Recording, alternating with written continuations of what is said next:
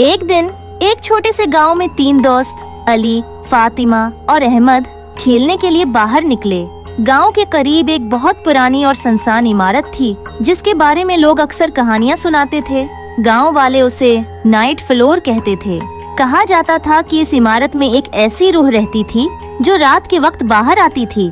इस इमारत में किसी को दाखिल होने की जरात नहीं होती थी और न ही कोई रात को उसके करीब जाने की हिम्मत करता था। अली, फातिमा और अहमद हमेशा इस इमारत के बारे में बात करते, मगर कभी उसके अंदर जाने की हिम्मत नहीं हुई थी।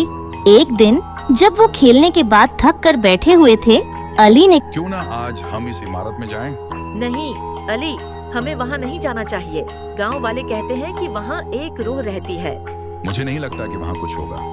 हम सिर्फ थोड़ी देर के लिए अंदर जाकर देखेंगे। उसकी आंखों में चमक थी, जैसे वो किसी बड़े राज का पता लगाने जा रहा हो। फातिमा और अहमद ने बहुत कहा, मगर अली अपनी जिद पर कायम रहा। बिलाखिर दोनों इसके साथ जाने के लिए राजी हो गए। तीनों दोस्त इमारत की तरफ रवाना हो गए। जब वो इमारत के करीब पहुँचे तो उसकी शक्ल और भी ज्यादा खौफनाक लगने लगी। इमारत की खिड़कियाँ टूट चुकी थीं और दरवाजा भी आधा खुला था। अंदर का मंजर बहुत अजीब था। इमारत के अंदर एक सन्नाटा था और हवा में अजीब सी खनकी थी। जैसे ही तीनों अंदर दाखिल हुए, दरवाजा खुद ब खुद बंद हो गया। ये क्या? दरवाजा बंद हो गया। शायद अंदर से कोई धक्का दे गया हो। हमें फौरन वापस जाना चाहिए। यहाँ कुछ नहीं ठीक लग रहा।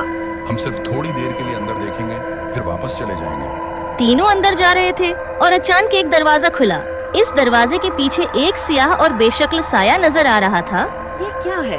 ये बस कोई मामूली चीज होगी, अली ने कहा, मगर उसकी नजरें चमकने के बजाय हचकिचाई हुई थीं। दोनों दोस्त अली के पीछे पीछे चल पड़े।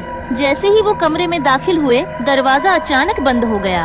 उसके बाद पूरा कमरा एक अजीब सी रोशनी से भर गया और एक बेहोश आवाज सुनाई दी। तुम यहाँ क्यों आए हो? ये आवाज इतनी मध्यम थी कि समझ नहीं आया कि कहाँ से आ रही है, मगर वो तीनों इस आवाज से दहशत ज़दा हो गए।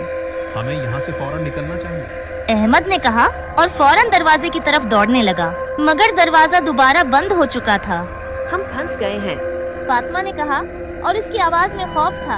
अली, फातिमा और अहमद तीनों दरवाजे के सामने खड़े थे और अंदर से एक खाली और पर सन्नाटा कमरा नजर आ रहा था। अचानक कमरे में एक सफेद सा धुंधला सा साया नजर आया और वो साया आहिस्ता आहिस्ता उनकी तरफ बढ़ने लगा। ये क्या है? ये वो रूह है। नहीं, हम उससे नहीं डरते। अली ने कहा, मगर उसके अंदर भी खौफ था। धुंधला साया आहिस्ता आहिस्ता उनके करीब आया और फिर अचानक एक खौफनाक आवाज में बोला, तुम यहाँ क्यों आए हो? हम सिर्फ देखने आए हैं, हमें जाने दो।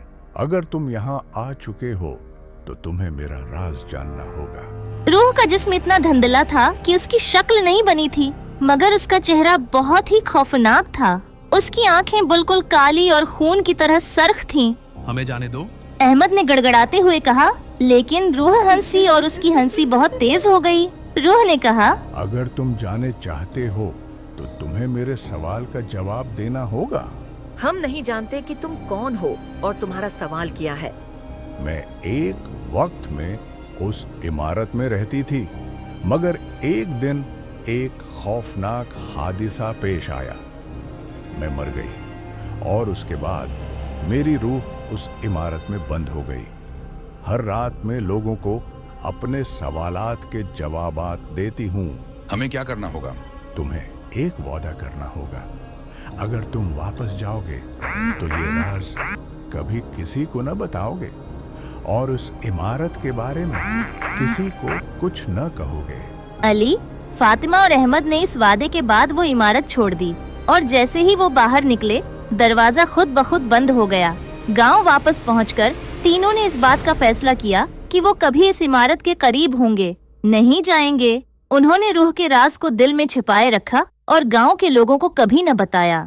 उस दिन के बाद वो इमारत हमेशा खाली और सुनसान रहती थी और गांव वाले उसके करीब जाने से डरते